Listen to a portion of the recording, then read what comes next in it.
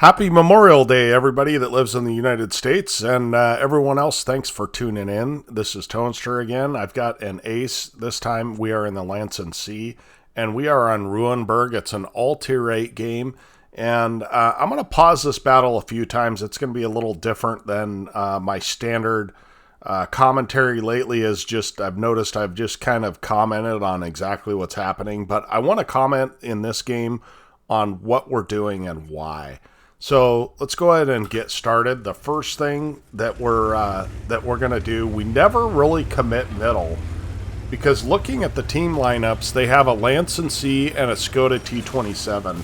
Now, if those two guys decide to go middle, I am in a world of hurt. Now, one thing you'll notice is that where I'm at, I can spot guys that are coming up and over. And so if that Skoda T27 or that Lansen pushes towards the middle, not only can I tuck in here and get shots on them, but also I can not commit or I can commit, because now I've created a situation where I'm on flat ground and I can cross quickly. So that is kind of the reasoning for my pathing. And I was kind of thinking that this LT might cross over. Now, I am crossing this direction to get a double take to see if anybody has moved up into this position or is moving up along this road here.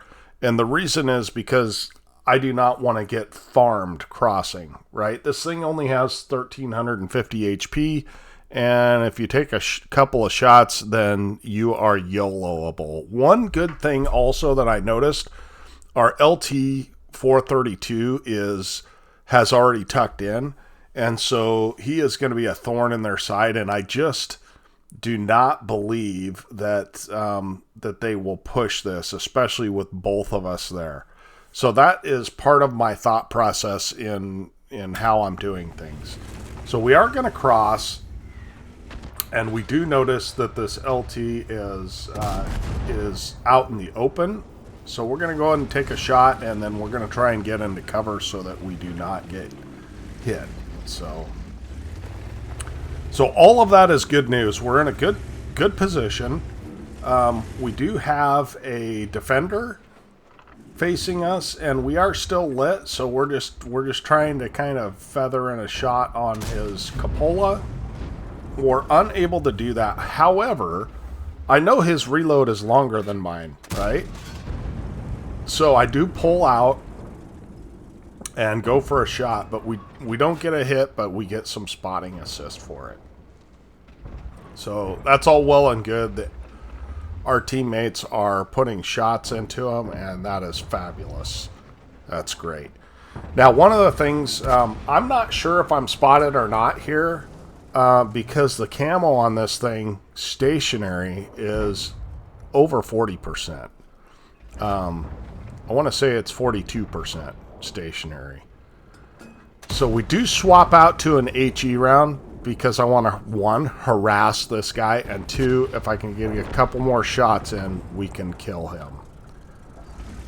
So this thing has under 7-second reload for 320 alpha, and it also has, as we're kind of trying to poke out and get shots here, and we do. Now, I'm fairly certain I was not spotted there because of my camo and the fact that this guy is behind the bushes far enough. I don't think he could see us. So, but if you do pull out that far, you need to be watching this section of the map just to make sure that you do not get hit by one of the heavies. Because, you know, if you take 400 or 500 damage from one of the heavies, that is going to reduce your options later in the game. So yeah, it's got a under 7-second reload, and I have intuition on this thing, and I think it's like 1.5 seconds or 2 seconds to change shells, which is fantastic. So we do back up and allow our light tank to move in. This light tank has balls of steel, by the way. He goes down here to fight this IS-3A and does a fairly good job of it. Pretty crazy. So one of the other reasons I like this area is because we are fairly arty safe. And that's an issue in this tank. It has very little armor. And so that's how it gets its speed, right? So it's not very well armored, but it has a lot of very sloped plates. One of the things you'll notice, this back engine deck is sloped quite a bit. This front is sloped quite a bit. And if you look at the turret's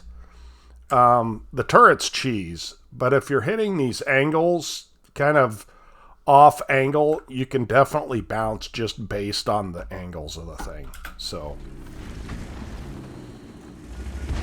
So I noticed that this LT is having great success against this IS-3A, although the IS-3A does put a hit into him.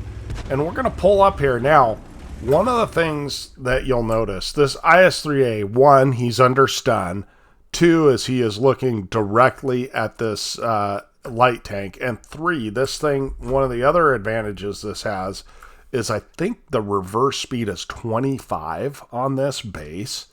So yeah, it has really good reverse speed. And I did zoom that in. I was just in third person there. So we do get a cheeky shot into him, and the light tank takes him out. So we are on the map that we do get the random event, and so fairly soon things are going to change here. The configuration of that map is going to change a little. And there it goes. So you want to fully aim this. I should have waited for that guy to kind of come into my reticle and fired when he did. But I didn't, so I ended up firing behind him. So we are 4,000 hit points behind right now, even though it looks like a very close game. And now, normally I would say that that's not for sure accurate, because I'm in the middle of the map, though it is fairly accurate. And so we've got to be aware of that. But this guy's going to donate some hit points here.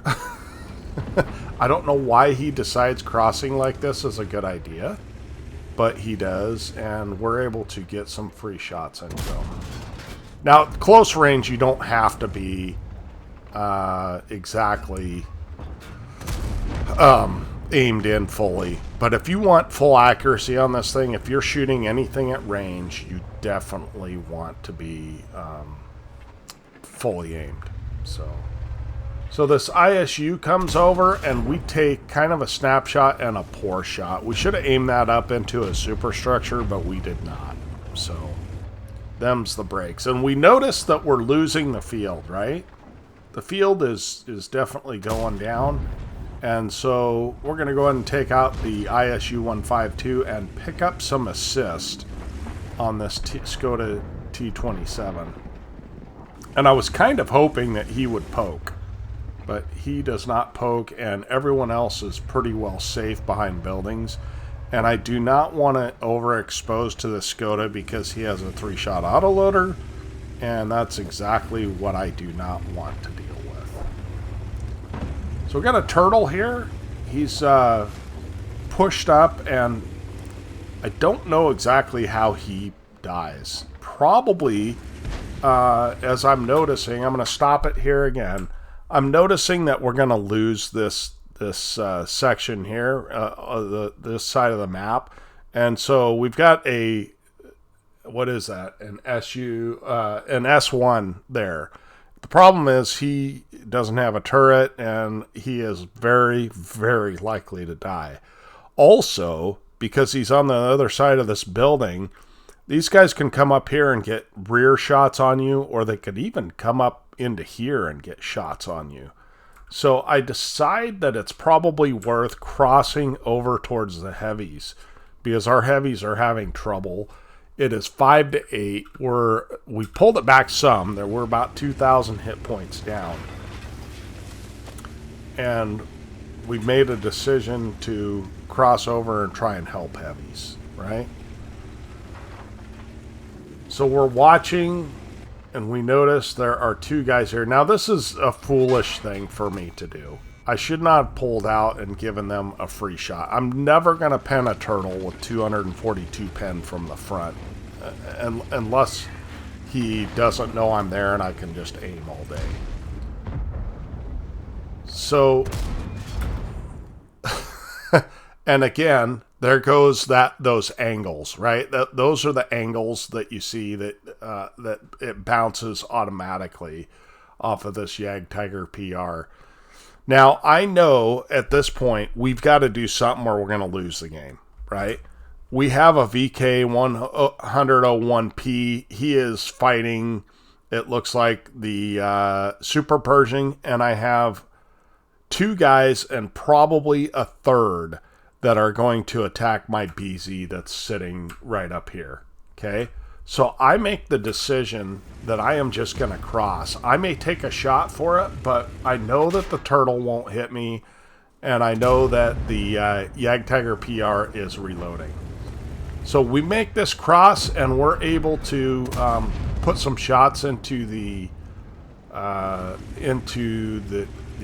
turtle, and we just go for a track shot. And the reason that I did that is because I noticed that my BZ was smart enough to shoot this Jagdtiger as he crossed, right?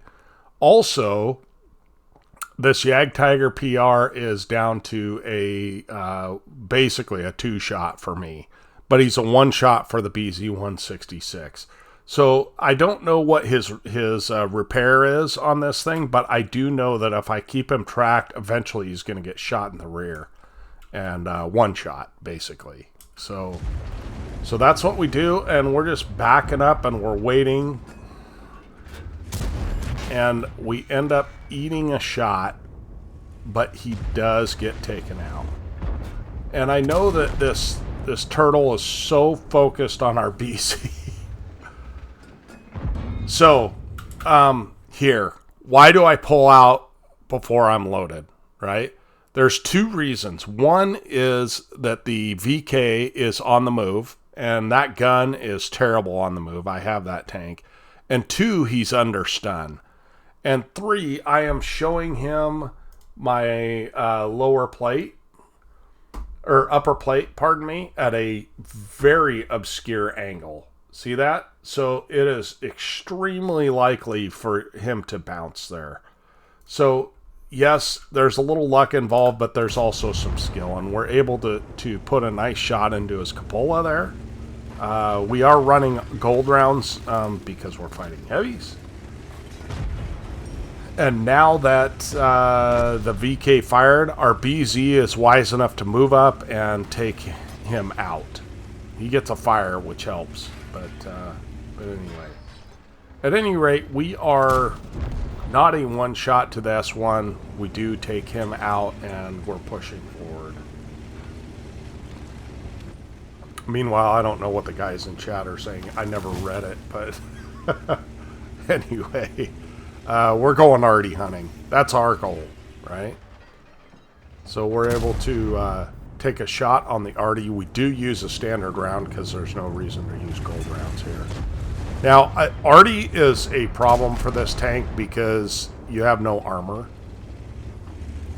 And so, so I did back off, once again using the superior reverse speed. So now we're just pushing up. There's only 3 guys left, and they are all fairly low health. They've got 1,500 health between them. And so we're just going to go ahead and push up. And we are going to make a mistake here. But in the process, we take out the most dangerous tank, which is the Skoda T27.